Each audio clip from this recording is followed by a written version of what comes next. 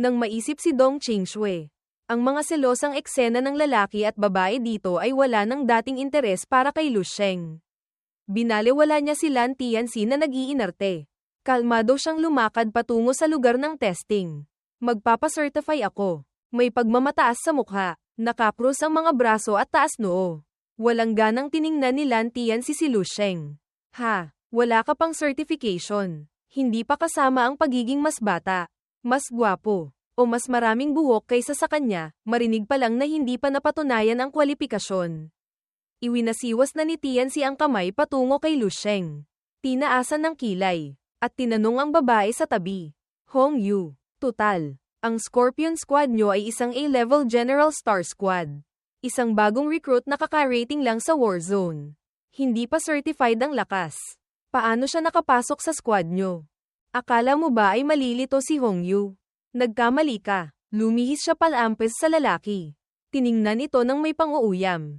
Ano bang pakialam mo? Gusto ng matandang kalabaw na kumain ng batang damo, metaphor. Ano ngayon? Aba, hindi pala mabait at madaling asarin ang squad captain na ito. Ngumisi si Hong Yu ng may paghamak. Ikaw, nanliligaw sa akin. Hindi ba matandang kalabaw na kumakain ng batang damo yun? Halos 80 ka na ngayong taon. Ang numerong 80 ay parang isang malaking bato na bumagsak diretso sa ulo ni Tianxi. Kahit hindi kasing laki ng agwat ng edad ni Lu Sheng at Hong Yu. Alam naman ng lahat na nililigawan niya ang babae. Ngayon, diretsahan pang tinanggihan ng ganito. Sobrang sakit. Ang mga miyembro niya ay mukhang sanay na sa pagsusungit ni Tianxi kapag nababanggit ang edad niya. Bawat isa ay humawak ng mahigpit sa kanilang captain. Nagpupumiglas siya. Gustong lumaban. Ngunit hindi nakikinig si Hong Yu. Diretsahan niyang sinabi ito para matapos na. Pwede ba? Tumigil ka na sa kakadada. Magseryoso ka at panoorin mo ang test ni Lu Sheng. Wala pa siyang 20 anyos. Mamaya, mapapahiya ka rin. Siyempre, hindi naintindihan ni Lan Tianxi ang ibig sabihin ni Hong Yu. Isang binatang walang certification. Okay lang. Pero paanong magkakaroon siya ng kakayahang ipahiya ako? Kumunat ang noo niya at nagtanong. Anong ibig mong sabihin? Tutal, ako ang top 10 expert sa lahat ng level 7 General Stars sa buong Warzone number 9. Pagdating sa usapang iyon, napakaraming nagawang kabayanihan si Lan Tianxi na may kukwento. Sa edad niyang iyon, halos 70 taon na siyang lumalaban sa iba't ibang uri ng exotic beasts. Hindi na mabilang kung ilang beses siyang nasa bingit ng kamatayan. Naisip ni Lan Tianxi. Ang bilang ng mga halimaw na napatay ko. Sapat nang tumabon sa bilang ng mga araw na nabuhay ang batang iyon. Minamaliit niya ito. Napakabata pa niya. Anong antas kaya ng martial arts ang mararating niya? Dinagdagan pa ng mga miyembro sa likod na sumisigaw ng suporta. Lalong lumakas ang loob ni Tianxi na ipagyabang ang sarili. Itinuro niya ang sarili at sumigaw ng may pagkadismaya. Ano ngayon kung halos 80 na ako? Nasa kasagsagan pa rin ako ng lakas. Hindi magtatagal. Mababasag ko na ang Heaven and Earth Twin Bridges. Hindi niya sana ito sasabihin. Pero napilitan siya. Ang imahe niya na magiging isang Grandmaster. Nakasakay sa ulap, kagalang-galang sa kanyang martial arts attire. Ay malinaw na lumitaw sa isip ni Lan Tianxi. Puno ng sigla. Tiyak. Bago ako mag-150, baka maabot ko na ang rurok ng Grandmaster. Pagkatapos ay itinuro niya ang lalaking naghahandang sumuntok sa pader na sumusukat ng combat power doon. Ano naman ang meron sa batang yan? Direktang pag-atake. Minamaliit niya ito. Bukod sa itsura, saang aspeto siya makakapantay sa akin? Sa madaling salita, hinihintay ni Lan Tianxi na mapahiya ang mga batang puro itsura lang pero walang laman ang utak maliban sa six-pack abs at mukhang nang-aakit ng mga babae. Ang batang iyon ay walang kwenta. Ang imahe ni Lu Sheng sa isip ng tiyong ito ay parang isang lalaking bayaran na may itsura pero walang reputasyon. Magaling lang mambola. May abs din naman ako. Kaya, saang aspeto siya makakapantay sa akin? Sa pangkalahatan, idineklara ni Tianxi na wala pa sa edad, TUIT ng slang for minor, underage, si Lu Sheng agad-agad. Nakalimutan na yata niya ang katotohanang 19 pa lang ito habang siya ay 80 na. Habang nagsasalita, lalong nagiging masigasig. Gustong ipakita kay Hong Yu ang pagkakaiba ng lakas nila ng batang iyon. Dinagdagan pa ng mga miyembro na parang matagal ng fans. Naghihintay sa bawat salitang lalabas kay Tianxi para palakpakan ng husto. Lalong lumaki ang ulo niya. Tama, Captain Hongyu. Ang captain namin ay hindi masama. Siya ang top choice para maging partner. Mahirap hanapin. Tama, tama. Bawat isa ay may sinasabi. Pinupuri siya, na nagpasaya ng husto kay Lan Tianxi. Ngunit nagkunwari siyang hindi nagsasalita. Nakangiti ng nakatikom ang bibig. Sinusubukang pigilan ng tuwa, mukhang manyok. Hindi nakipagtalo si Hongyu. Hinayaan niya lang hanggang sa mainis na ang mga miyembro ng Red Jade Squad. Lintik, anong pinagsasabi niyong kalokohan? Lumingon ang grupo ng matatanda sa kanya. Puno ng pagtataka na may halong pang-aalaw. Ang pag-iisip ng 80 anyos na kumpleto Reikidos ay malalim nang nakatanim sa kanilang mga isip. Ngayon, anumang pagtutol ay pagdadahilan na lang. Ngumisi ang lalaking may tato sa ulo. Captain Lan, paano kung hindi lang siya mas gwapo sa iyo? Mas bata sa iyo, kundi mas malakas pa sa iyo ng husto. Sa tiyak na itsura ng lalaking may tato, biglang kinabahan si Tianxi. Ngunit hindi niya inamin. Mabilis niyang hinimas-himas ang ulo sa pagkainis. Anong sinasabi mo? Yang bata na yan, mas malakas kaysa sa akin. At mas malakas pa ng husto. Hindi ka pa ba gising? Nagkakamali ka ba ng sinasabi? Bigla, isang malakas na pagsabog kasabay ng nakakasilaw na liwanag ang sumabog sa harap ng lahat ng tao sa loob ng combat power testing room. Lahat ay nayanig sa silid. Nagulat, at mabilis na tinakpan ang mga mata bilang natural na reaksyon. Pakiramdam ng lahat ay parang araw na bumagsak dito. Nang humupa ang liwanag, sabay-sabay silang lumingon sa direksyong iyon. Na may bihirang kasabikan. Ano yon? Ngunit nang mapagtanto nila kung ano iyon, pare-pareho ang ekspresyon ng lahat, gulat at hindi makapaniwala. Pati si Lan Tianxi ay napahaba ang mukha. Akala niya tumatanda na talaga ang mga mata niya sa edad na 80. Paano ito nangyari? Tulad ng iba, malinaw niyang nakita, ang mga bato na ginagamit bilang panukat ng combat power ay mabilis na nilalamon ng apoy.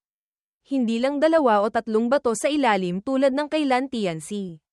Kapag nagsimula ng masunog ang mga batong ito, parang panggatong sila, mabilis na kumalat ang apoy.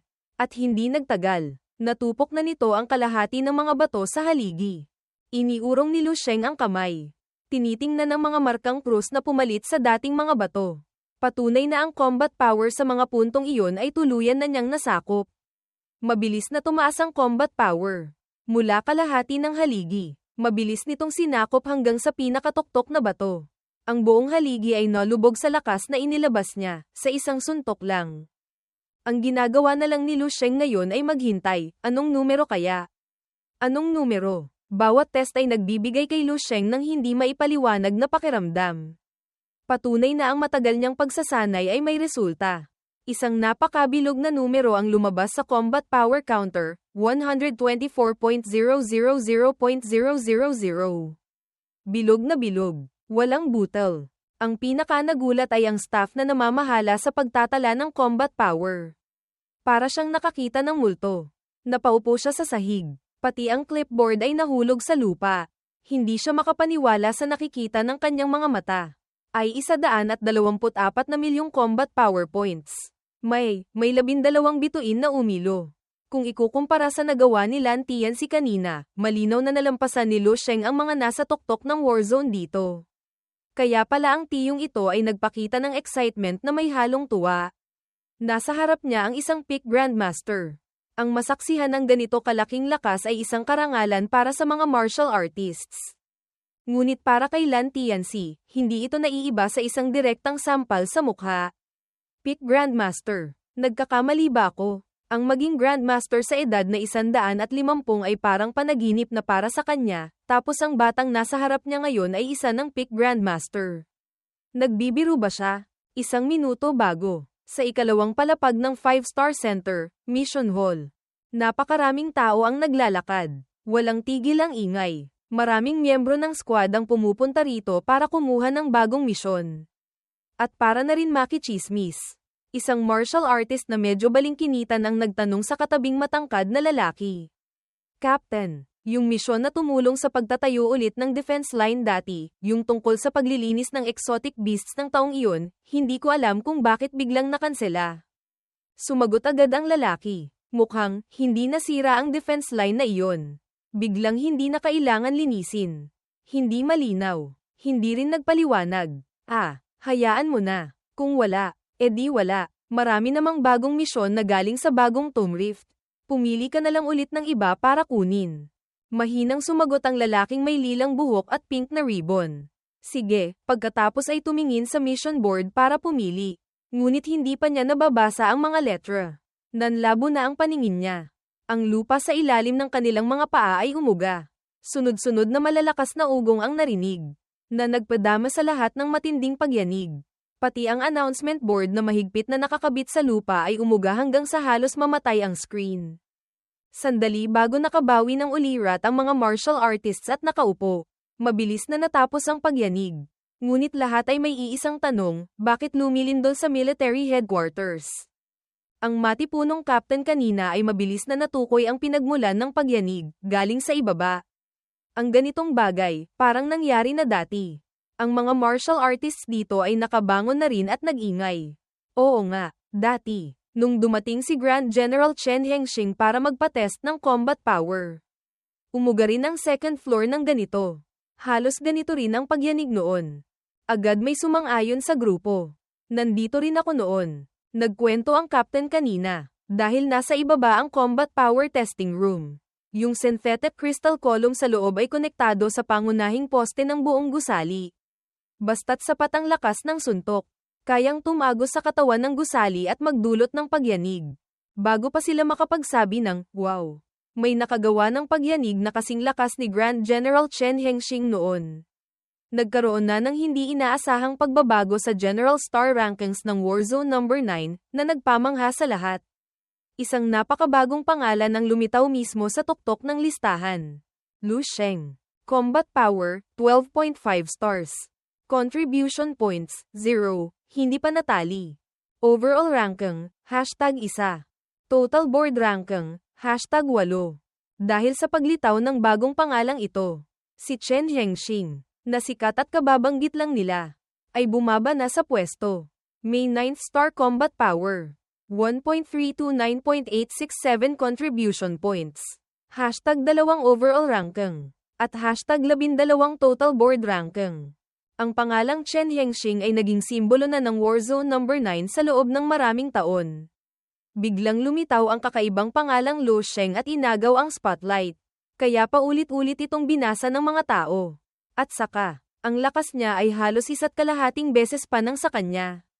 Ngunit, wala pa siyang contribution points, malinaw na isang taong walang nakakakilala kung saan galing. Lahat ay nag-ingay. Ang pangalang ito, hindi ko pa naririnig dati.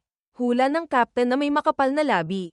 Hindi kaya, ang bagong pinuno ng Warzone No. 9, ito ang unang test niya.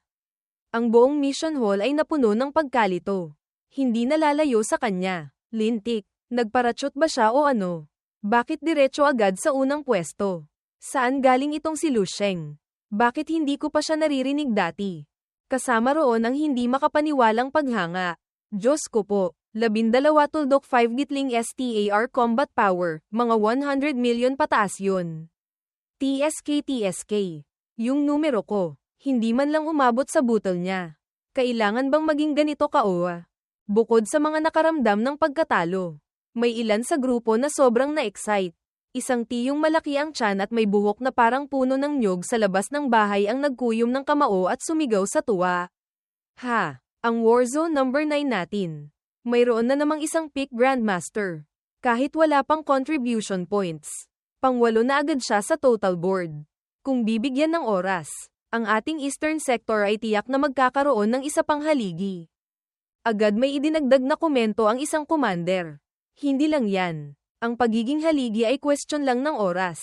Mayroon bang 7 haligi, 7 pillars?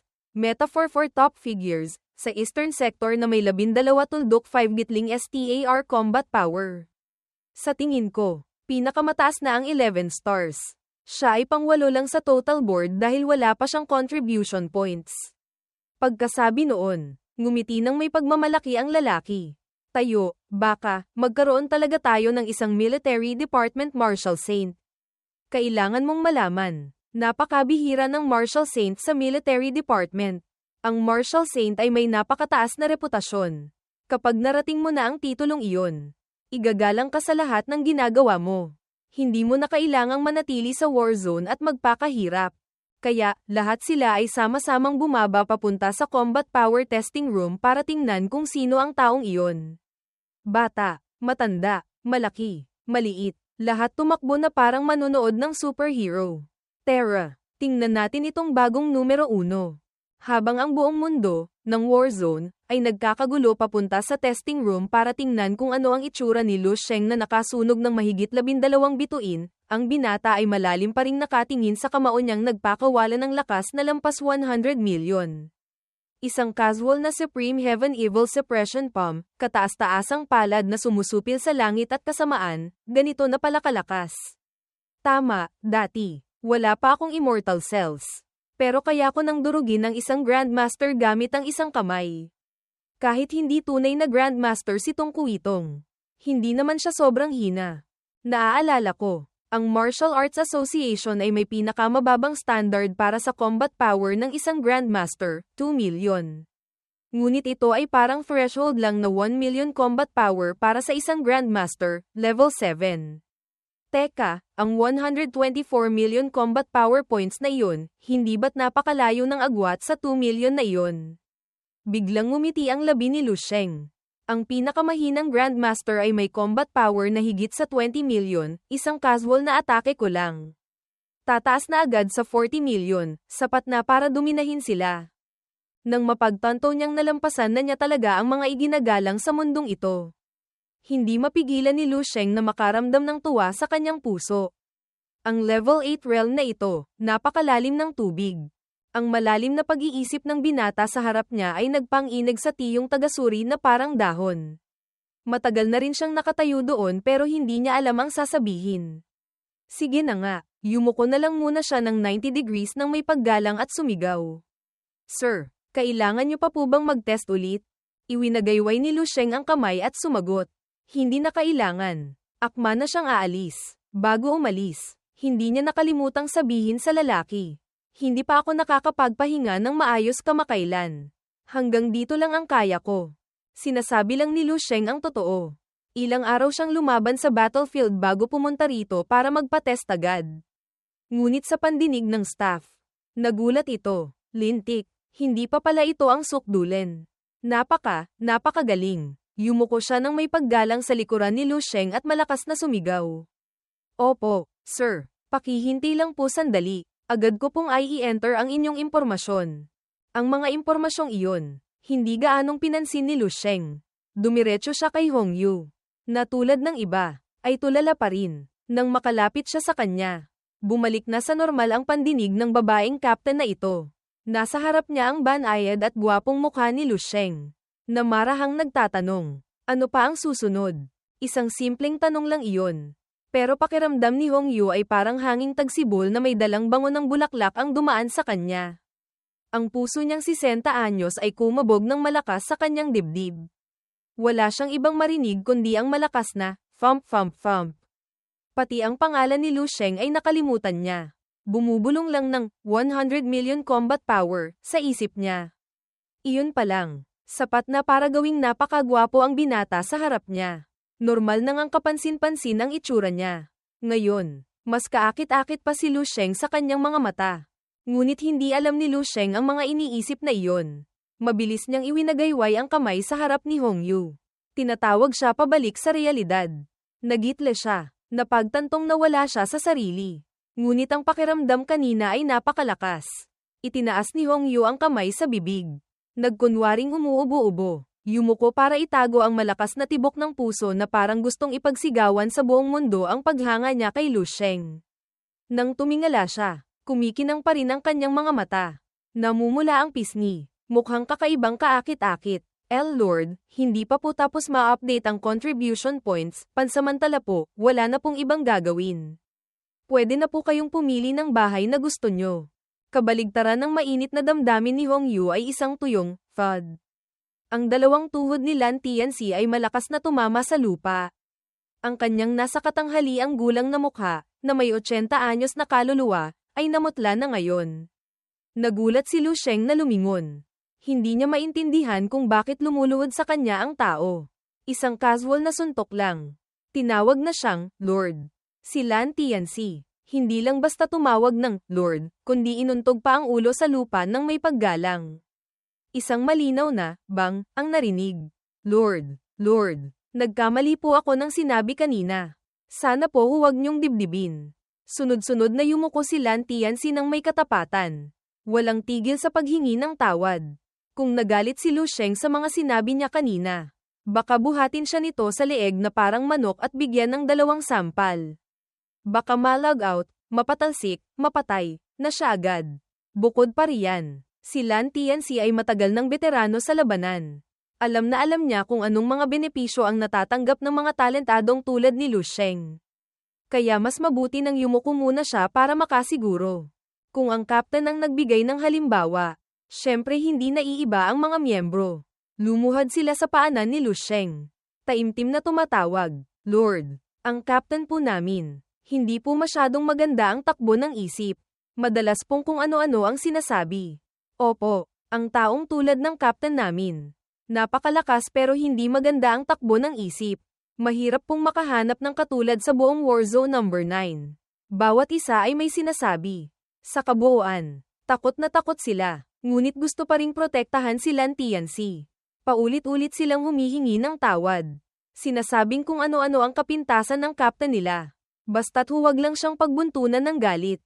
Ngunit hindi nila inaasahan. Si Lu Sheng pala ay napakadaling kausap. Mahirap paniwalaan. Nang makita niya silang ganoon, hindi na siya nagtanong pa. Ngumiti lang siya ng simple. Sige na, sa susunod, mag-ingat na lang. Nakita ito ni Hong Yu pero hindi na nagsalita. Pinaalalahanan na niya kanina. Sino bang nagsabing huwag maniwala? Si Lan Tianzi ngayon ay mas masunurin pa kaysa aso. Yumuyuko hanggang sa umusok na. Tumutulo ang luha at sipon na parang mga bula. Nakatiklop ang mga kamay sa harap ni Lu Sheng na parang nagdarasal sa maawang si Buddha. Opo, salamat po sa kabutihan ng Lord. Sa puso ni Lan Tianzi. Dumadaing siya, may susunod pa. Kung kamuhian ako ng isang taong ganito kalakas, siguradong sa kulungan ng manok ang bagsak ko. Bukod sa pagiging talunan kay Lu Sheng ng husto, hindi na iniisip ni Tianzi ngayon na mawawala si Hong Yu sa kamay ng Grandmaster na ito. Kundi iniisip niya kung gaano kaswerte ang babae. Ang makakapit sa hita ng ganitong klaseng tao. Gaganda ang buhay. Umiyak si Lan Tianzi sa kanyang puso ng kaunti, langit. Galit ako. Bigla, ang pinto ng testing room ay malakas na binuksan ng lalaking may blondeng buhok kanina. Nagmamadali, kasama ang maraming tao mula sa mission hall. Pagkasilap pa lang niya, sumigaw na siya ng malakas. Lu Sheng Lord. Sino si Lu Sheng Grandmaster? Lahat ng tao sa loob ng silid, kasama si Lu Sheng, ay lumingon. Ngunit hindi niya alam na ang pangalan niya ay nasa rankings na sa ibaba. Hindi niya talaga alam kung bakit siya hinahanap ng mga tao. Matapos ang atake na yumanig sa lahat, ang lupa ay naging puro alikabok na lang. Si Gu Zuan, hawak pa rin ng mahigpit ang kanyang espada.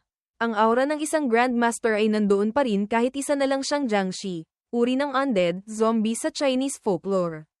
Hindi maintindihan kung bakit, ang kanyang mga tuyong labi ay bahagyang nakaangat na parang ngumingiti.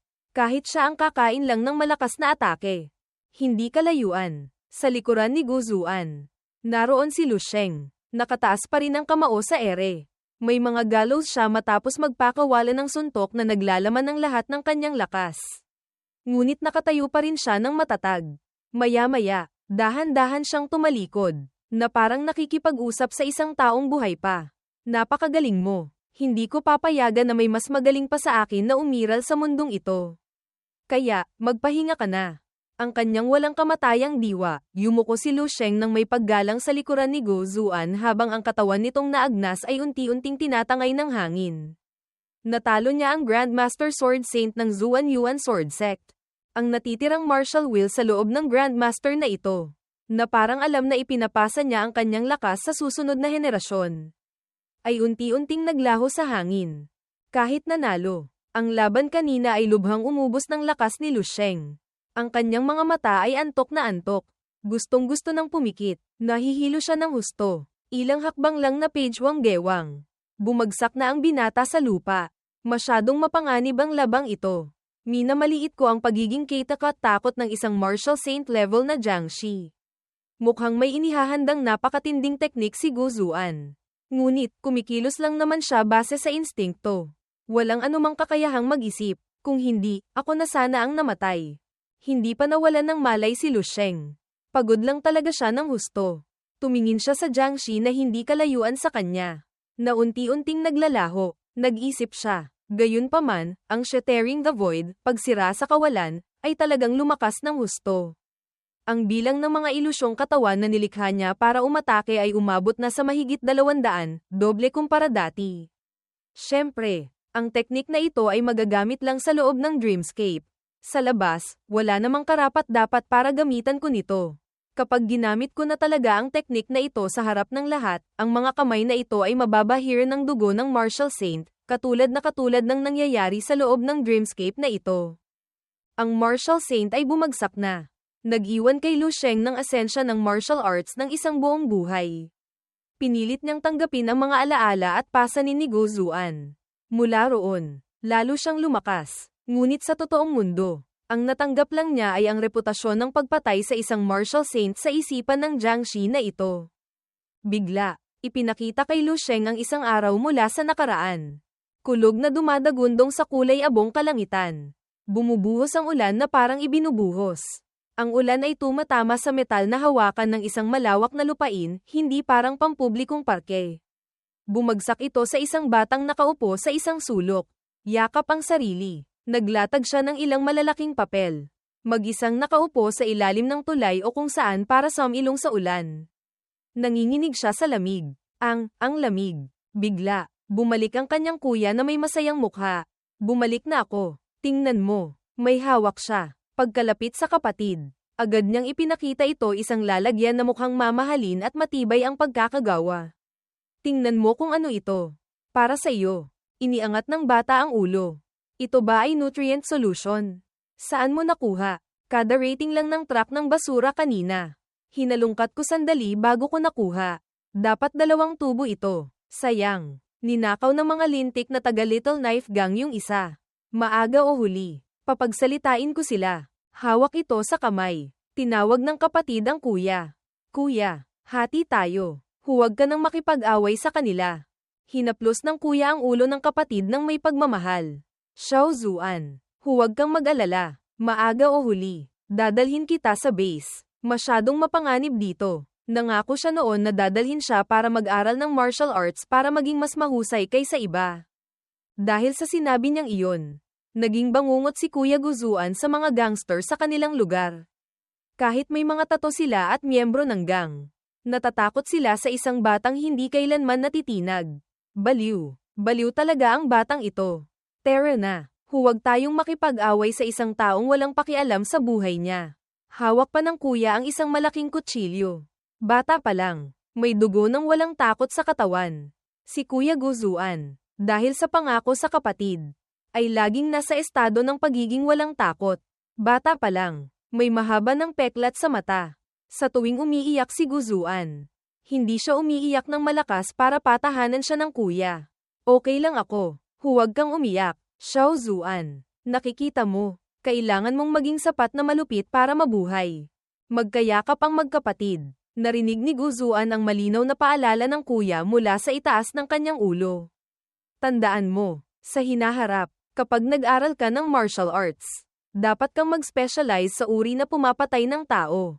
Sa paligid ng magkapatid, halos 10 bata na mas malaki kaysa sa kanila ang nakahandusay sa dugo.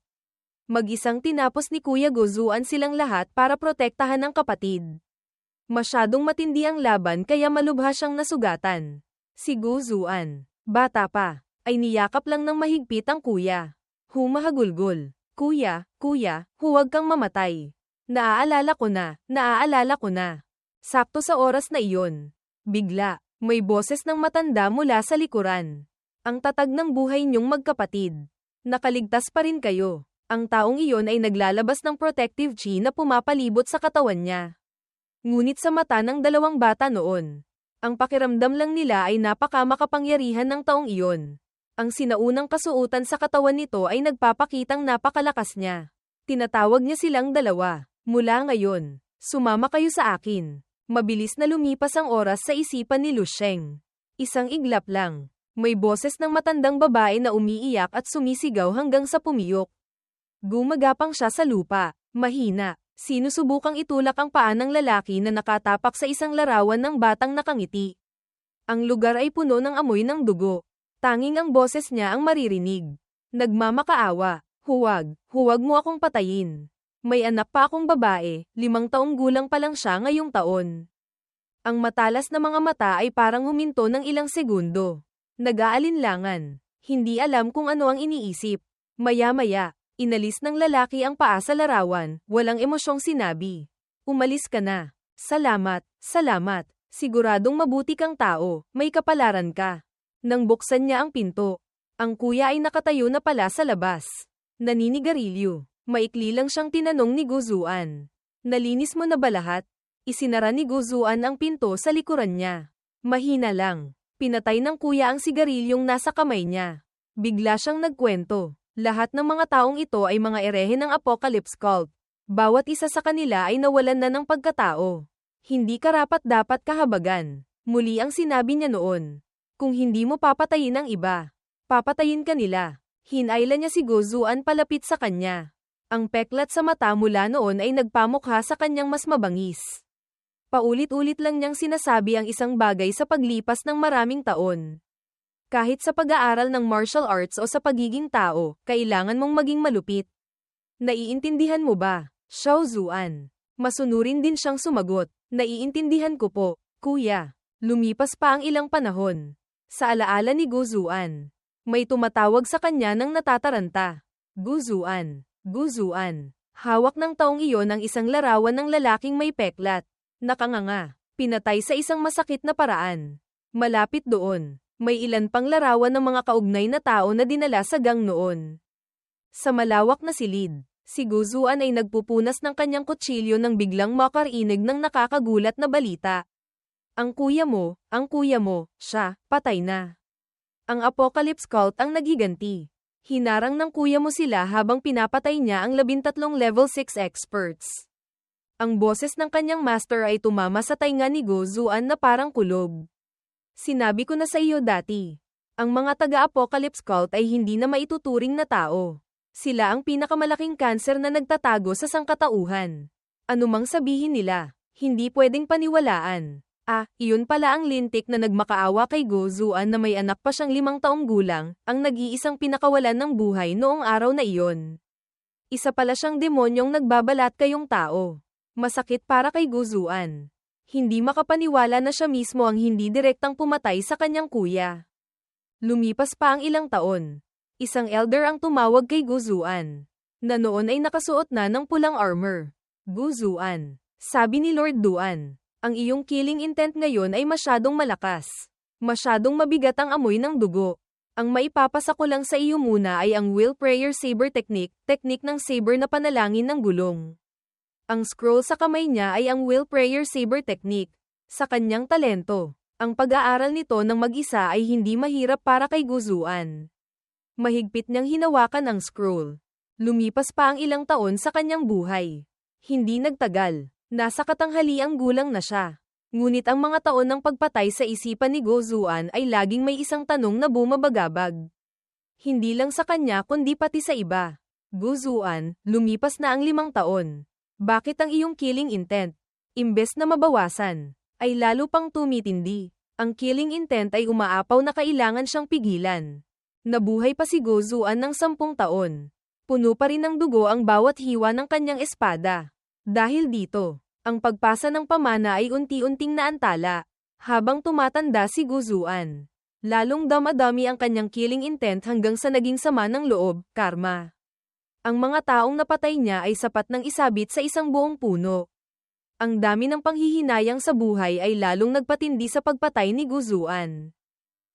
Hindi mo pa rin talaga kayang bitawan. Lumipas pa ang ilang taon. Nang ang buhok sa ulo ni Guzuan ay nagsimula ng magkaroon ng mga puti. Mag-isa siyang nakaupo sa isang kakahuyan ng kawayan. Nakatalikod sa dating kakilala na pumunta pa rin para sabihin ang iisang bagay. Guzuan, Sabi ni Lord, hindi ka na niya makikita sa buhay na ito. Mula ngayon, bahala ka na sa sarili mo. Ang lahat ng pagsisikap sa loob ng mahabang panahon, ngayong papalapit na sa dulo ng daan, ay hindi pa rin kinilala. Ang malungkot na likod ni Go Zuan ay hindi lumingon. Mahina lang siyang nagtanong sa taong nasa likod, na parang wala lang, at parang bumubulong sa sarili. Naligaw ba ako ng landas? Ang alam ko lang ay pumatay ng tao, naligaw na ba ako?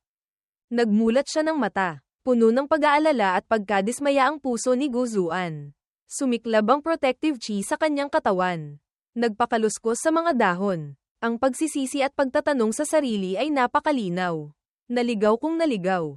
Ang martial arts ay kasanayan sa pagpatay. Siya ang nagturo sa akin yan. Sakto sa sandaling iyon, nagmulat ng mata si Lu Sheng. Nagising na. Umupo siya. Hinimas-himas ang masakit na ulo matapos tanggapin ang alaala ng buong buhay ni Go Zuan. Aray, talagang purong killing intent iyon. Sa mga alaala na natanggap niya, halos lahat ay tungkol sa pagsasanay, pakikipaglaban, pagsasanay, pakikipaglaban, at halos lahat ng eksena ng pakikipaglaban ay patayan. Isang patayan na puro at malamig. Buong buhay ni Go Zuan. Iyon lang ang inulit-ulit niya sa paglipas ng maraming taon. Kaya pala ang killing intent na damaykit sa katawan niya ay kasing dami ng isang taong galing sa impyerno. Niyakap niya ang sarili. Dahan-daang umalis si Lu Sheng sa lugar na ito. Akala ko noon, ang 9 na araw kong pagbabantay sa front lines. Ang naipon kong killing intent ay nakakatakot na. Ngunit kumpara kay Go Zuan, talagang parang butil lang ako ng buhangin sa disyerto. Ang taong ito, si Go Zuan, ay talagang napaka-extreme. Talagang ginamit niya ang pagpatay para sa Dao. Tinahak ang killing Dao, landas ng pagpatay, na napakabihira sa martial arts. Ang bilang ng mga taong pinatay niya ay mas marami pa kaysa sa bilang ng mga taong nakilala ko. Ang exotic beasts naman, napakarami na kailangang bilangin sa daang milyon. Ang buhay sa kanyang mga mata ay parang damo lang. Ngunit, kahit napakalaki ng killing karma niya, hindi siya nalunod sa magulo at marahas na kamalayan. Hindi siya naging isang killing machine. Nakakamangha, ang killing Dao ay isa sa mga pinaka-extreme na combat powers ng martial arts. Si Go Zuan pala ay isang henyo na walang nakakaalam kung gaano kitapat ang kanyang rurok na lakas. Lumapit siya at tiningnan ang armor na walang laman na dahil ang tao sa loob ay naglaho na. Naintindihan ni Lu Sheng, ang laban kanina, baka hindi pa umabot sa 1,000 bahagi ng kanyang tunay na lakas. Ganoon pala kalaki ang agwat sa pagitan ko at ng isang martial saint. Kumunat ng husto ang kanyang mga kilay nang itanggi ni Lu Sheng sa sarili. Hindi, si Go Zuan ay hindi na isang level 9 martial saint. Baka kahit ang isang ordinaryong level 10 martial saint ay mahihirapang makaligtas sa kanyang espada. Buti na lang hindi niya ginamit ang mga killing moves na iyon. Biglang itinaas niya ang kamay at hinawakan ang sariling mukha. Naramdaman ni Lu Sheng na kakaiba. Lintik. Pagkatapos kong maabsorb ang alaala, parang naging kasing lamig na rin ng kanya ang ekspresyon ng mukha ko. Parang sa pelikula lang dati. 10 taon akong pumatay ng isda sa seafood section ng supermarket, ang puso ko ay kasing lamig na ng kutsilyo ko. Pagkatapos ng biyaheng ito, baka kailangan kong manood ng 100 episodes ng matamis na romance drama para gumaling. Malinaw naman na may sarili siyang matamis na love story pero gusto pa ring manood ng pelikula. Ang taong ito ay isang tipikal na tanga. Hindi niya alam kung gaano karaming effort ang kailangan ni Dong Qingshui dito. Lumapit siya at may kinalkal sa loob ng pulang armor. Hindi nagtagal, masayang sumigaw si Lu Sheng. Nahanap ko na. Tuwang-tuwa ang mukha niya nang ilabas niya ang isang maliit na bagay na parang plastik na kutsilyo para sa birthday cake. Ngunit hindi ito isang ordinaryong bagay, ito ang Martial Dao Core, puso ng Martial Dao, ni Go Zuan. At ang bagay na ito, mukha nga talagang maliit na kutsilyo. Nagtataka si Lu Sheng. Parang, basag na piraso ng isang matulis na saber.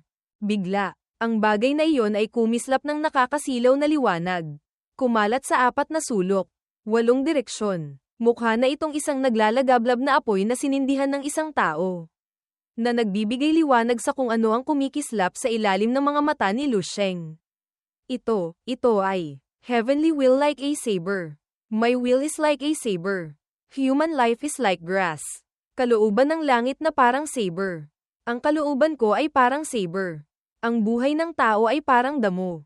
Malinaw na ang kamay ni Gozuan ay marahang dumadaan sa mga uhay ng palay sa ilalim ng papalubog na araw. Mag-isang nakatayo sa ilalim ng dapit hapon na kasing pula ng dugo.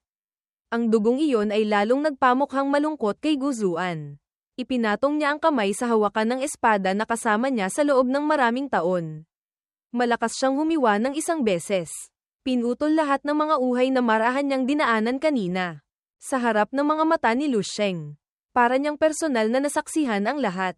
Ang isang hiwang ito, ang pangalan ay I kill, ako ay pumapatay, pagpatay ko. Pagkatapos ng mga alaala ni Gozuan, bumalik siya sa battlefield na puno ng alikabok. Mag-isa lang si Lu Sheng dito.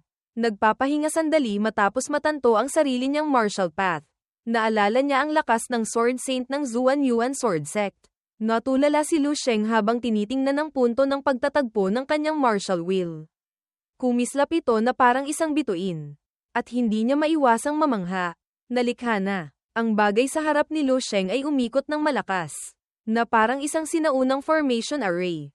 Ito ang pangalawa kong Dharma Idol Totem, imahe ng batas na totem.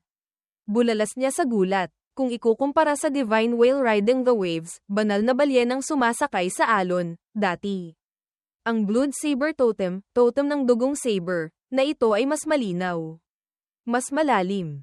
At mas malakas. Tama lang naman. Parehong level 9 Martial Saint.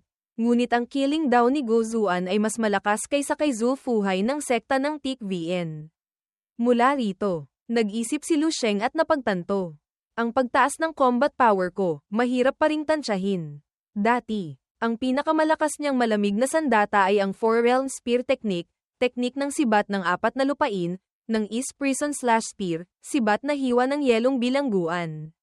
Agad na ipinatawag ni Lu Sheng ang kanyang sibat sa pamamagitan ng pagkondense nito. Na para bang hawak niya talaga ito sa loob ng Dreamscape. Ngunit, nagbago na ang anyo ng sibat kasabay ng may-ari nito. Ngayon, kasing pula ito ng bagong hango sa apoy. Tiningnan ni Lu Sheng ang matulis na dulo nito at bahagyang ngumiti. Mula ngayon, ang hari ng malamig na sandata ay kailangan ng magpalit ng may-ari. Ngunit kung anong sandata ang angkop, kailangan ng kaunting oras at pagsisikap para mapag-isipan. Itinaas ni Lu Sheng ang espada sa harap niya. Nakatutok ang mga mata habang hinahati nito ang espasyo sa harap. Kung gayon, simulan na natin. Mabilis siyang sumugod paabante. Mukhang simple lang. Ngunit ang espasyo sa paligid ay nagkapira-piraso na pala. Daan-daang pula at dilaw na hiwa ang makikita. Paalang at patayo sa paligid. Nang huminto si Lu Sheng, itinutok niya pababa ang dulo ng sandata. Pakiramdam niya ay malapit nang mabasag ang paligid dahil hindi nito makayanan ng matinding puwersa mula sa kanyang kamay. Hindi ito ilusyon. Nagulat at natuwa si Lu Sheng habang tinitingnan ang maningning na bagay sa kanyang kamay. Kaya ko na palang humiwa ng espasyo. Sa likuran, mayroon pang tunay na mga crack-crack na tunog. Pinawala ni Lu Sheng ang espada. Tuwang-tuwa nang mapagtanto, ang killing intent na pinanday ni Gozuan ang pinakamalakas niyang sandata. Kung gayon, mukhang nasayang lang ang 8 milyong contribution points na ginastos ko para i-upgrade ang Red Star Dragon Pattern Spear. Sana ipinagpalit ko na lang lahat sa exotic Mero o kung ano. Biglang kinamot ni Lu Sheng ang ulo. Nanghihinayang. Ngunit, nangyari na ang nangyari. Nakahanap na siya ng bagong kasiyahan. Ngayon, mas mabuting humanap ng isang saber. Ang aking perfect martial path ay bihasa sa lahat ng martial arts. Kung anong teknik ang malakas, iyon ang gagamitin ko. Wala akong mga alalahanin tulad ng ibang martial artists. Mukhang kailangan ko pa ring humanap ng mas maraming yaman. Mithril, Mythic Gold. Kinaumagahan, nakaupo sa malawak na bahay. Mag-isa si Lu Sheng sa malaking bilog na dining table. Tapos na siyang kumain ng almusal. Nagbabasa ng dyaryo ng militar. Hindi naiiba sa isang nasa katanghaliang gulang na tiyo. May isang nakakagulat na balita sa hot news section. SSS level military zone successfully suppressed outbreak. Northern region suspects new Tomb Rift appearance. Eastern Warzone number 9 successfully defends Tomb Rift assessed as S level. Akmang itataas na niya ang tasa ng tsaa nang biglang natigilan si Lu Sheng. Puno ng pagtataka. HMM. General Military Region Martial Arts Exercise. Inter-Regional Military Competition. Kaya pala, magsasagawa muna ng exercises sa bawat war zone. Pagkatapos ay isasagawa ang Grand Competition ng General Military Region. May kompetisyon para sa lahat ng tatlong antas ng General Stars, Level 7. Level 8, bilang paghahanda sa General Military Region Martial Arts Exercise. Ang mga malalaking war zones ay paspusang naghahanda. Isang pulang linya ng teksto sa gitna ng screen ang napakakapansin-pansin, paghahanda para sa General Military Region Martial Arts Exercise. Ang mga malalaking war zones ay paspusang naghahanda. Mag-register na. Ang mananalo ng unang pwesto sa Grand Competition ay magiging kandidato para sa bagong posisyon ng Grand General. Mula nang manirahan dito, napakapamilyar na ni Lu Sheng sa kasalukuyang posisyon niya. Alam niyang ang buong Eastern War Zone ay may 4 na Grand Generals lang. Ang buong Longguo ay wala pang 30 Grand Generals. Talagang maituturing itong isang malaking kaganapan. Interesado rin siya, ngunit hindi gaanong kalaki. Nag-scroll pababa si Lu Sheng at nakakita ng isang bagay na mas nakaagaw ng kanyang pansin. Isa na namang headline na mukhang kabang-abang, General Military Region Martial Arts Exercise, Spotlight on Prominent Figures with Potential to Become New Grand General Candidates. Nangunguna sa listahan ng isang napakapamilyar na anyo, kalmado, walang iba kundi si Lu Sheng. Sa ibaba, mayroon pang description, may malakas siyang potensyal. Maaaring maging pinakamalakas na kandidato sa darating na martial arts exercise. May pag-asang makapasok sa top 20 sa exercise na ito. Nag-scroll siya sandali, napabulalas. 12.5 gitling STAR combat power pero may pag-asa lang makapasok sa top 20. Mukhang napakaraming mataas na antas na Grandmaster expert sa militar. Ang nangunguna sa General Star Rankings ay tinatawag na Eastern Emperor, Emperador ng Silangan. Umaabot sa 27 stars ang combat power. Ang mga Grand General level figures ay tinatayang may combat power na higit sa 30 stars. Ang Marshal, mas malakas pa. Kung ganoon ang kalkulasyon, talagang napakaraming eksperto sa militar. Kaya pala ang kanilang obsesyon sa mga malalakas at sa level 9 saints ay napakalalim. Ang magkaroon ng ganito karaming top-level martial artists pero hindi makalikha ng isang level 9, mahirap talagang tanggapin para sa kahit sino. Sa pag-iisip nito, ang pagsubok ni Tan Zhongyu sa kanya ay makatwiran din. Ang talentong ipinakita niya sa martial arts meet dati ay nagpa-interes lang sa kanya. Kung makuha ko ang unang pwesto sa General Military Region Martial Arts Exercise na ito, magugulat kaya si Tan Zhongyu. Haha, nakakatuwa ng isipin pa lang. May isa na namang nakakagulat na balita. Nanlaki ang mga mata ni Lu Sheng. Nakatitig doon. Ito ay isang balitang umagaw ng buong atensyon niya. Heretical cult attack in England. Entire town population sacrificed in blood ritual. Global shock. Terrorist organization originally active in southern continent, this force has infiltrated western continent in recent years. Took advantage of the martial arts exercise to launch a terrorist attack.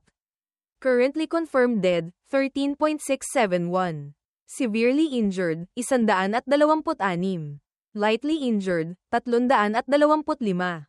Sa ibaba mismo ng mabigat na balitang iyon ay isang advertisement, recruiting level 5 dagdag martial artists.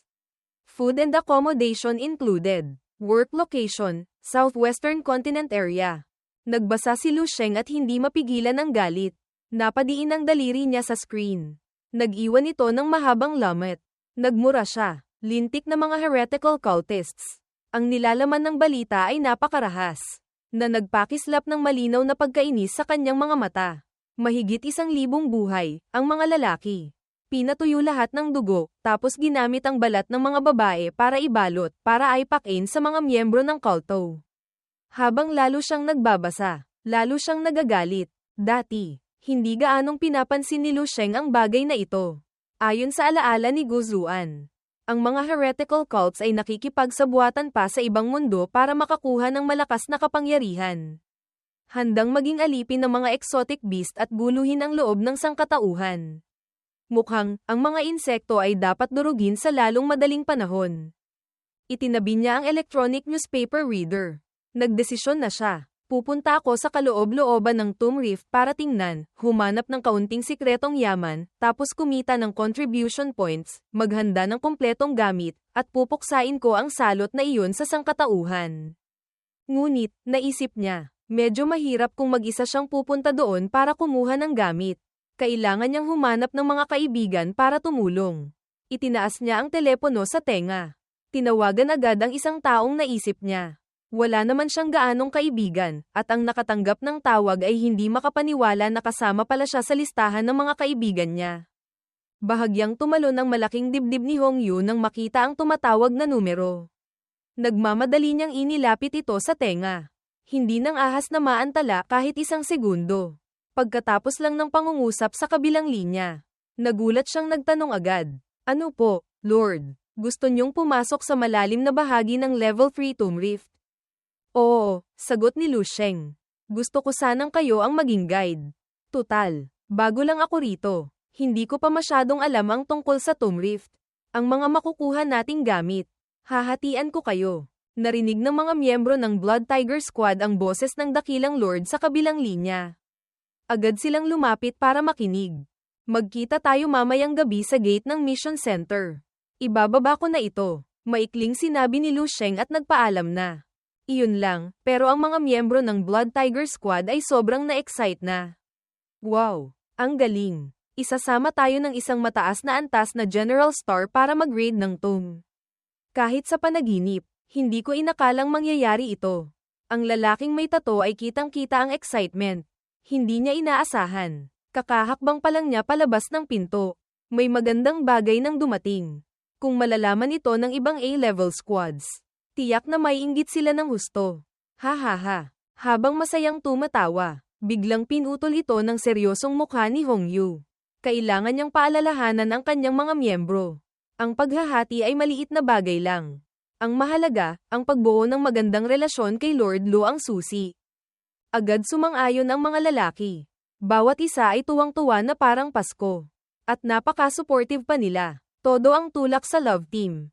Captain, naiintindihan po namin. Kayo po ni Lord Lu ang magsasama sa isang kotse. Tinitiyak po naming hindi kami mang-iistorbo. Nahiya si Hongyu. Ngunit sinabi lang, huwag kayong magsalita ng kung ano-ano.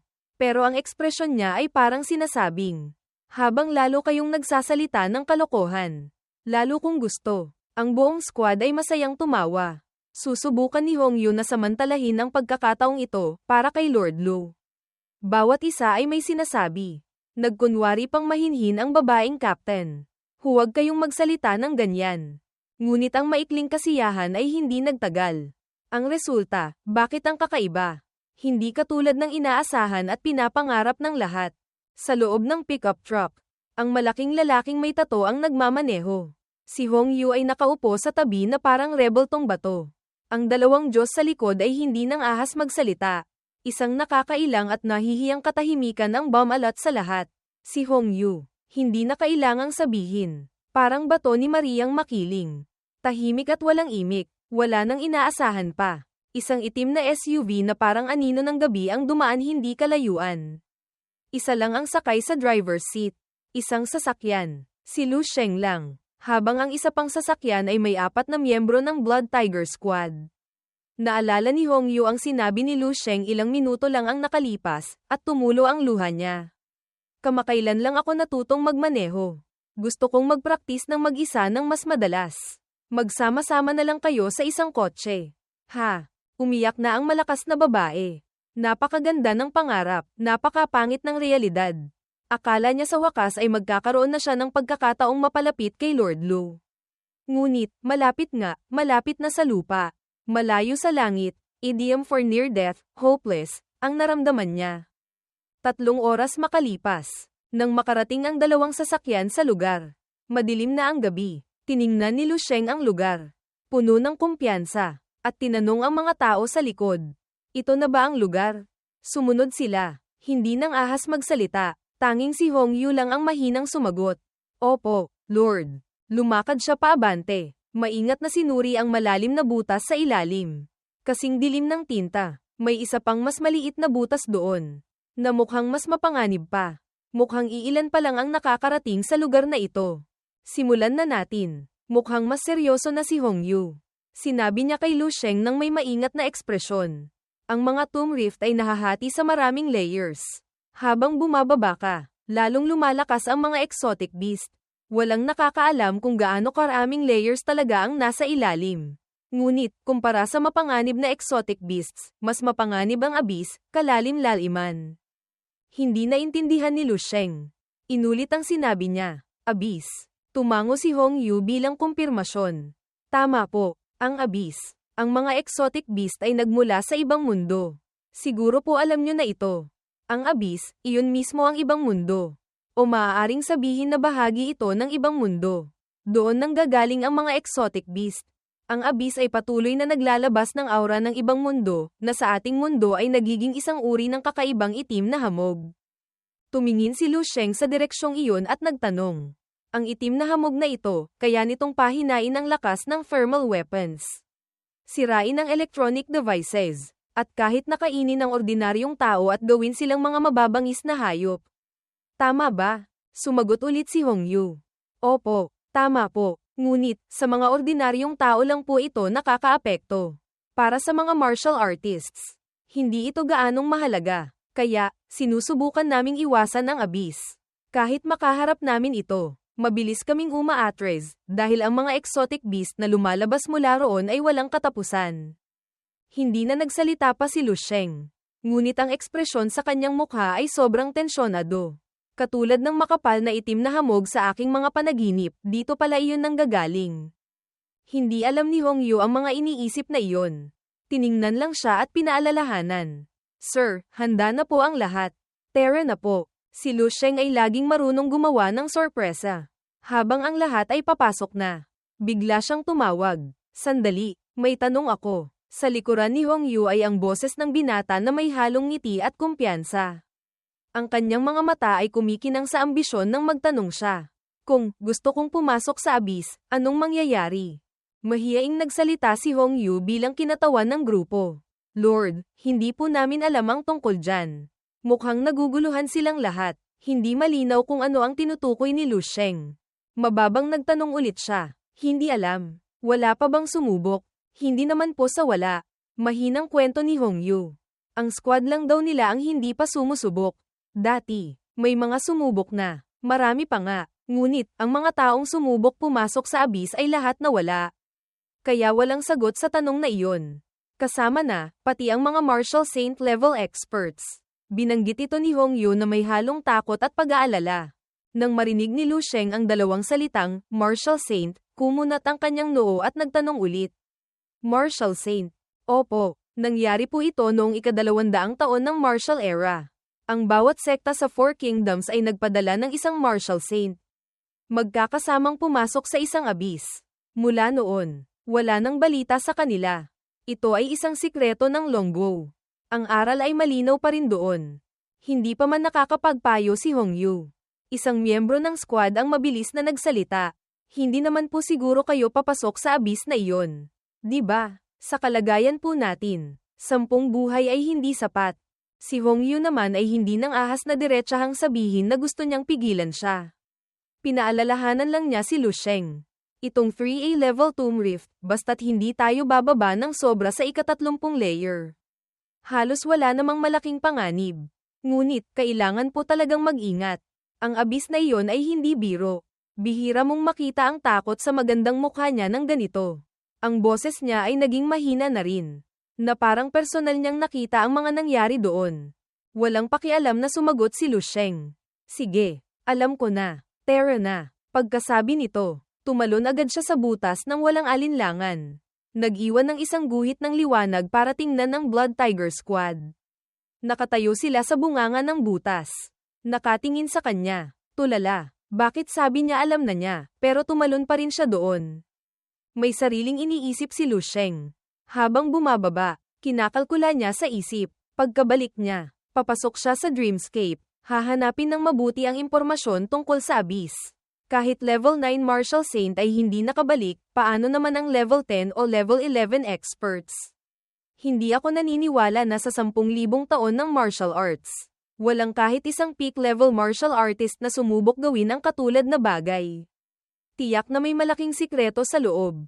Ang mga taga-Blood Tiger Squad pala ay sumunod din sa kanya ng malapitan. Talon dito, talon doon sa loob ng kuwebang bato. Maya-maya ay lumapag na rin sila malapit kay Lu Sheng. Kahit hindi nila alam kung gaano katapang ang lalaking ito. Para tuklasin ang 3A abyss na ito, mapipilitan silang sumama. Hindi na naghintay pa. Pagkalapag pa lang ni Lu Sheng, mabilis siyang sumugod paabante. Mabilis na pumasok sa kaloob-looban. Ang hangin ay humahagibis sa kanyang tainga. Ang pulang buhok ni Hong Yu ay mabilis na lumitaw sa tabi ni Lu Sheng. Tiningnan niya ang babae sa tabi niya.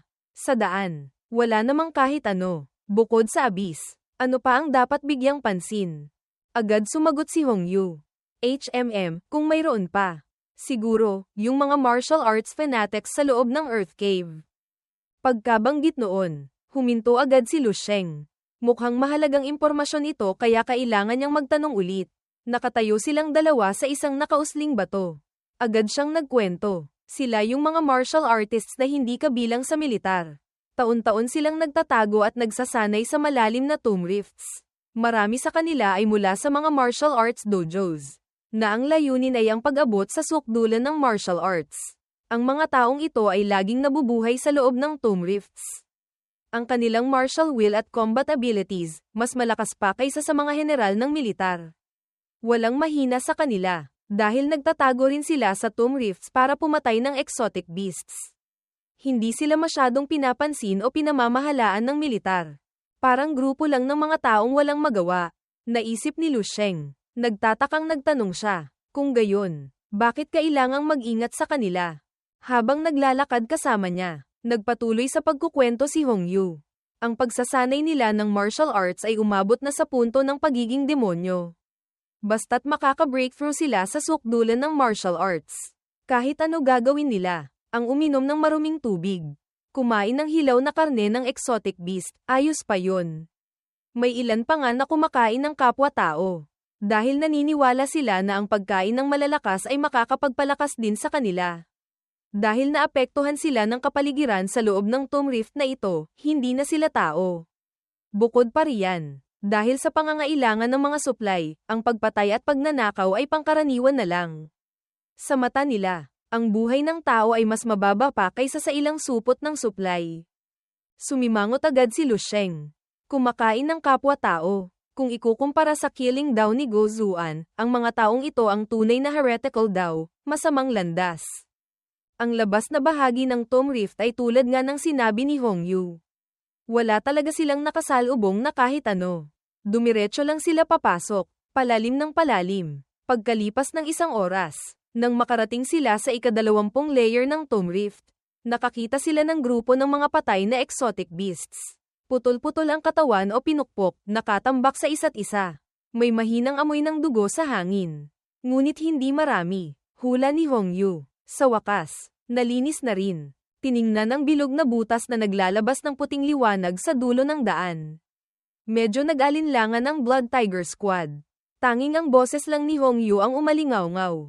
Ito ang pasukan patungo sa mas malalim na bahagi ng tomb rift. Ang bunganga lang ng kuweba ang malinaw na makikita. Pagkapasok, mapupuno na ng itim na hamog. Magiging napakababa ng visibility. Mag-ingat ang lahat. Naunang humakbang si Lu Sheng. Kasama si Hong Yu na handa ng sumuong. Kahit may panganib sa harap, mukhang mas panatag siya kasama ang gwapong lalaki.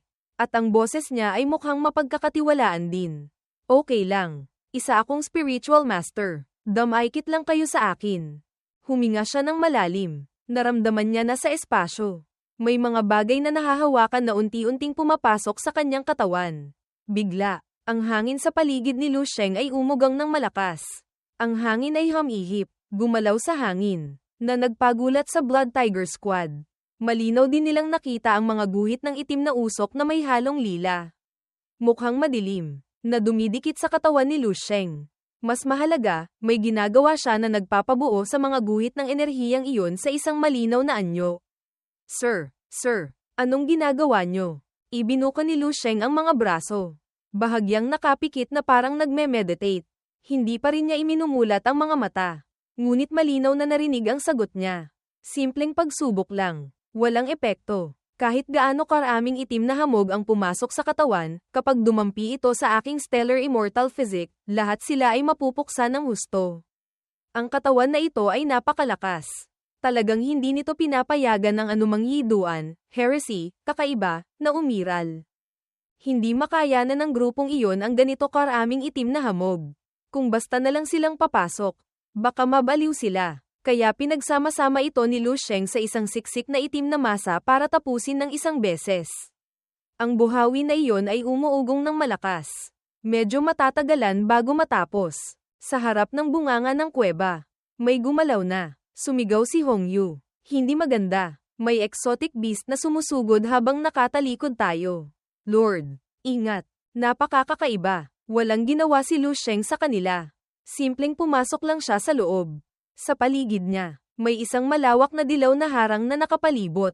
Nang dumampi ang dalawang mabangis na exotic beast dito, isang kakaibang liwanag ang kumislap. Hindi man lang siya gumamit ng daliri. Dumiretso lang siya papasok na parang walang pakialam. Mula sa likuran, nakita ni Hongyu na sumabog ang tiyan ng dalawang hayop at namatay. Tumalsik ang dugo kung saan-saan.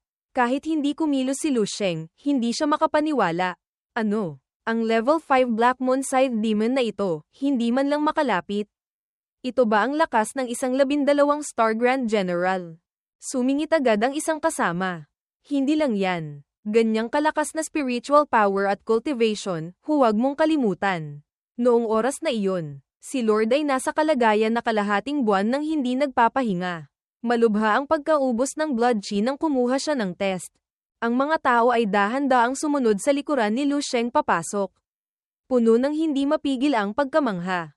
Hindi ko talaga alam kung paano nagsasanay si Lord Lu. Kung ikukumpara sa kanya, palagi kong nararamdaman na isa lang akong walang kwenta.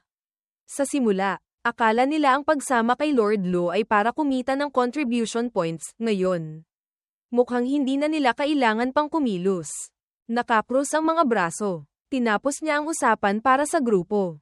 Isipin na lang natin na namamasyal tayo sa Tomb Rift kasama si Lord Lu. Hindi ito isang karangalan na nakukuha ng kahit sino. Pagkasabi pa lang nito, ang lupa sa harap ay umugang ng malakas. Sumabog ang usok sa makakapal na kumpol. Ang alikabok ay sobrang kapal na hindi na makita ang anumang nasa likod. Ang anyo ni Lu Sheng ay biglang nawala sa kanilang paningin. Nagulat silang lahat ng mapagtanto, mula roon. Kumalat pa ang makapal na hamog. May isang taong sadyang nanggugulo. Hula ng lalaking may tato. Sa ilalim ng lupa, may isa pa. Si Hongyu ay tumawag lang papasok doon. Lord, mabilis na tumakbo ang grupo papasok doon, sandali lang. Nawala na rin sila sa loob ng hamog na iyon. Okay lang po ba kayo? Lord, mula sa loob, narinig ang napakakalmadong boses ni Lu Sheng. Na casual na hinihimas ang kanyang pulso. Sumasagot sa lahat, okay lang ako. Nakatayo siya sa ibabaw ng isang bagay na kulay berde. Lumingon pababa sa mga tao. Kanina, sinusubukan ko lang tapusin ang exotic beast nang hindi gumagamit ng sandata. Kolektahin niyo ang marrow at iba pang magagamit na bagay. Tapos tuloy na tayo. Nasa ilalim pala ng paa niya ang isang malaking mabangis na hayop. Nanlaki ang mga mata ni Hongyu. Tinitingnan ang eksena sa harap niya nang hindi makapaniwala. Ang pagpatay ni Lord Lu ng level 7 exotic beast sa isang iglap ay hindi nakakaiba, pero hindi gumamit ng sandata. Ganyang kaperpektong hiwa, paano niya nagawa? Huwag mong sabihin, ginamit niya ang kanyang mga kamay para hatiin sa dalawa ang katawan ng mabangis na hayop. Ang piraso ng karne na ito ay mas mataas pa kaysa sa kanya. Wala pang sagot, biglang may whoosh-whoosh na umalingaw sa loob ng kuweba. Sa pagitan ng lupa at mga bangkay ng exotic beast na nakakalat, may ilang anino na parang tao. Medyo marami sila, ngunit hindi nila kayang takutin si Lu Sheng. Simpleng lumingon lang siya sa direksyong iyon. Natuklasan niyang may dumating kaya pinaalalahanan niya ang mga kasama. Sandali, may darating. Tumingin si Hongyu. Hindi pa niya makita ang itsura. Malabo pa lang na alam niyang may tao, hindi na niya maitago ang pagkalito. Dito. Bakit may tao? Hindi kaya. Isang mabigat na pakiramdam ang bumalot sa Blood Tiger Squad. Hinigpitan ni Hongyu ang hawak sa dalawang espada sa likod niya. Kitang-kita ang tensyon sa mukha ng lahat. Buong squad ay alerto, handang lumaban. Nang lumapit ang mga yapak na iyon, mga combat boots lang ang nakita nila. Pare-pareho lahat, sa ilalim ng simpleng pantalon. Nagulat si Hongyu. Malinaw na kilala niya ang mga taong nasa harap niya kaya siya natigilan ng ganito. Ito ang Red Spiral Combat Star Squad. 5 tao ang lumabas mula roon. Lahat mukhang sugatan. May tuyong dugo sa katawan. Puting benda na nakabalot sa maraming lugar. At marami pang sugat sa katawan. Kitang-kita ang pag-ika nila sa paglalakad. Inaalalayan nila ang isa't isa habang mabagal na lumalabas. Hindi malinaw kung may nawala ba sa kanila. Ngunit, sa lugar na tulad nito, ang makakita ng kakilala, natuwa si Hongyu. Kumaway siya. Ang bibig ay may malapad ng ngiti na parang bulaklak. Tinawag. Team Leader Yewu. Sa ilalim ng hood ay isang lalaking may kaunting balbas. Ang damit niya ay punit-punit. Katulad ng mga kasama. Lumabas siya sa liwanag. Itinaas ang kamay at hinayla pababa ang hood. Nanlaki ang mga mata niya habang tinitingnan ng kamakaway sa kanya. Hongyu. Ngunit walang sino man sa kanila ang kasing saya niya. Bawat isa sa kanila ay humanap ng sulok at umupo. Tanging si Yewu lang ang patuloy na nakipag-usap sa kanya. Kahit kitang-kita ang pagod. Gaano na kayo katagal dito? Bakit ganyan ang itsura nyo? Bamantong hininga siya. Ngunit may bakas ng pagkadismaya at hindi pagtanggap sa kanyang mukha. Hay, huwag mo nang banggitin pa. Halos 1 buwan na kami rito. Muntik nang may mawala sa amin, pero wala kaming nakuha kahit ano. Oo nga pala, anong layer ang pupuntahan nyo? Biglang tumayo si Yewo na may nagmamadaling ekspresyon. Na mabilis na napalitan ng galit. Nagngalit ang kanyang mga ngipin. Maririnig ang tunog sa pagitan ng mga ito. Makinig ka sa akin. Huwag na huwag kayong bababa sa ika-25 layer. Yung mga baliw na martial artists doon, tuluyan ng nabaliw. Ang eksena noon ay buhay na parang nangyayari mismo sa harap niya. Nanginginig na nagkwento si Yewo. Walang tigil nilang tinutugis ang mga general stars ng ating war zone. May 2 squads na ang tuluyang nawalan ng contact. Pagkatanggap ko ng balita, agad akong tumakas. Habang nagsasalita si Yewo, ginamit niya ang kaliwang kamay para hilahin ang balabal at takpan ang kanang kamay. Kung hindi, baka namatay na rin ako doon. Nang buksan niya ang balabal, parehong nagulat sina Hongyu at Lu Sheng. Halos mapabulalas dahil sa kalupitan nito. Mga marka ng kagat na napakalalim na natanggal ang isang malaking piraso ng laman sa braso ni Yewu. Tumutulo ang dugo pababa sa lupa. Dahil masyadong malaki ang sugat. Walang epekto ang pagbibenda. Mukha itong inatake ng exotic beast.